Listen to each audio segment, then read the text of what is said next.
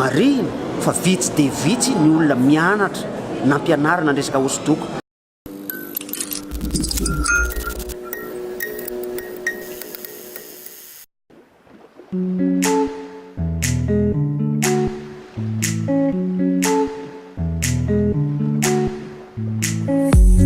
Tsy mbola takatry ny olona tsara le tena zavakanto aseho ao anatin'izy satria tsy ampy fanabeazana ara-kolontsaintsika raha resaka momba ny peinture fotsiny ny tiako resahana. Tsy vitany hoe mahaliana fotsiny izy itony fa manabe ihany koa amin'ny resaka kolontsaina izay amin'ny ankapobeny. Raha ny fahitako an'izao hosodoko ato zao tazantsika zao rehefa tena natao ny fanadihadiana ny fanontaniana zareo reo dia autodidacte zany hoe nampianatena zany zareo reo amin'ny ankapobeny.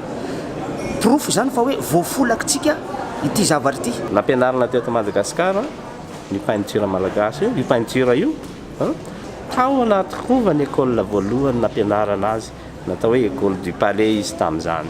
Ady ataonay ny hoe amerenana an'izany fampianarana ny ara zany ao anatin'ny fandaharam-pianarana. Any amin'ny université angamba vao misy fampahalalana kely basique ho an'ny mpianatra arakarak'izay filière tandrify azy. Sakana treto dia sehatra foana tsy mitsahatra mihitsy izay miteny izay satria le sehatra pratinay tena tery dia izay zao ny edivanay amin'izao fitondrana vovosy zao hoe miady mafy amizay mba omena sehatra amizay. Tsena ray zao no mba mivarotra fitaovana dia raha vao tsisy ao dia tsy maintsy manafatra. Dia izay koa anisan'ny etahitanay mba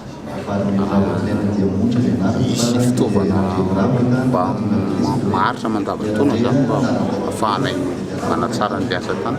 Apetraka zany ny rafitra mba hisian'ny fampianarana, hasiana karazana rafitra anankiray iarahana na ministera ny fanabeazana mba hampidirana ho taranja any ampianarana ny resaka zavakanto ohatra nytony. Amin'izao fotoana izao dia tsara marina fa ny fitoram-panjakana dia efa manana nylay fandaharana asa hanangana n'ilay antsoina hoe Académie nationale des arts et de la culture. Izany tsy maintsy ho hita ao anatin'io ary anisany hanana anjara toerana anankiray lehibe ao ity resaka hosodoko ity minoa ianareo.